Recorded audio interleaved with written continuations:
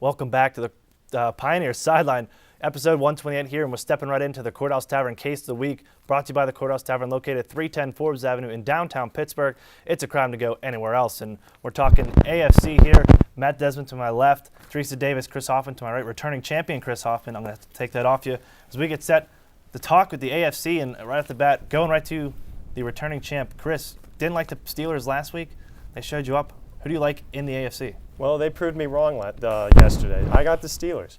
They got the best record in the AFC right now at 6-2. And yesterday they showed why they're one of the best teams. To be a best team, you need to beat the elite, and they did. They found the weakness in New England, their defense, and they exploited it. Solid argument. And coming right up, Desmond, who's your top dog in the AFC? Yeah, you look at the top dog in the AFC, you have to look like the Buffalo Bills and what they've done this year. You look at their strength of schedule. They have their other opponents have a 27-19 record, and that's good for a .703 winning percentage. You look at the Steelers and the Chargers, you have a .389 in the Steelers and a .350 in the Chargers. You really got to like the Bills, their chances here, and they're playing against the Patriots. They already won against them this year, so I think the Bills are a powerful team on the offensive weapon. Yeah, Matt, of course, a surprise for everybody. The Bills on top of that AFC East division, above the Patriots right now with the schedule. But Teresa, who is your top player in the AFC? You know, I respect these two teams, but I'm going with the Chargers. They're usually a slow-starting team, but they have a record of 4-2 now. You see a solid quarterback in Phillip Rivers. He is he's not started so strong now, but he'll come around. And you also see a good running game with Mike Tolbert and Ryan Matthews. Hey, all solid teams, but I mean, we're forgetting about the Patriots still. Guys, they're still 5-2. And you take a look around the rest of the AFC. The Jets are up there; they've won 3 straight. The Bengals and the Ravens are 5-2. I mean, how can you not pick one of those? You get something like Chris? I mean, with Cincinnati, they've been a little inconsistent this year. They've only played 2 teams with a winning record, and they've won the one by on a last-second field goal, and they lost to the other. Buffalo, to argue, Matt, they haven't been that great this year. I mean, they have a winning record, but they're only in top 5 in one category, and that's 5th in rushing yards. And to be one of the top teams in the AFC, you need to be up there in stats. You don't want to be down towards the bottom.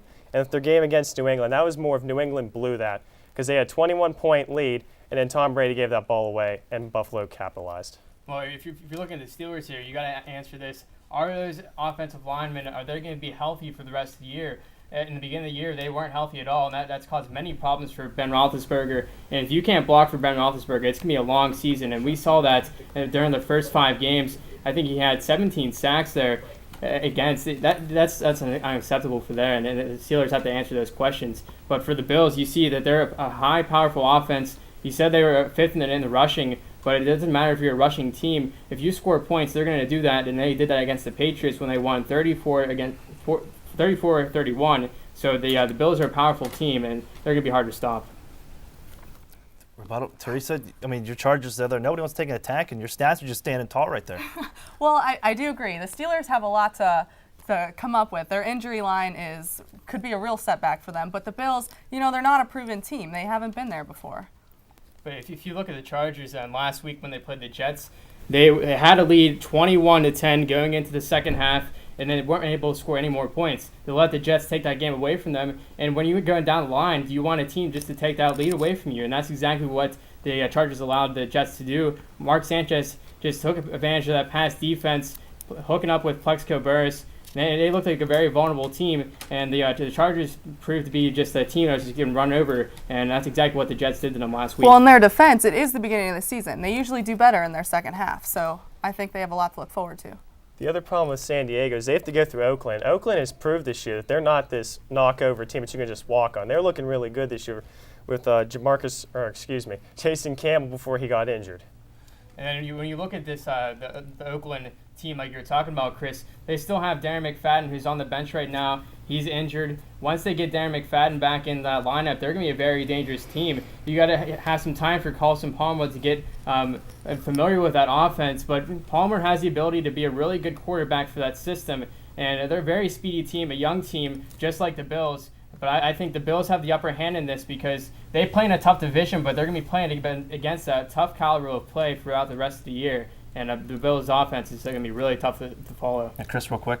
But the other thing none of you guys mentioned is defense, and as we all know, defense wins championships. And right now, the Steelers are the number 2 overall defense just behind Baltimore, and they got the number 1 pass defense. I mean, they held Tom Brady, who throws for 350 yards a game, to only 175 yards, and they held the Patriots' great running game that averages 124 yards to only 43 yards yesterday. We got to stop it right there. Great argument, guys. We came all around. It's going to be tough to see as the season goes on. We're going to have to go right now. Champion Desmond, you actually really brought it. I think we warmed you up with all the basketball talk. Be sure to tune in next week. Same Pioneer show, same Pioneer time. See you next time.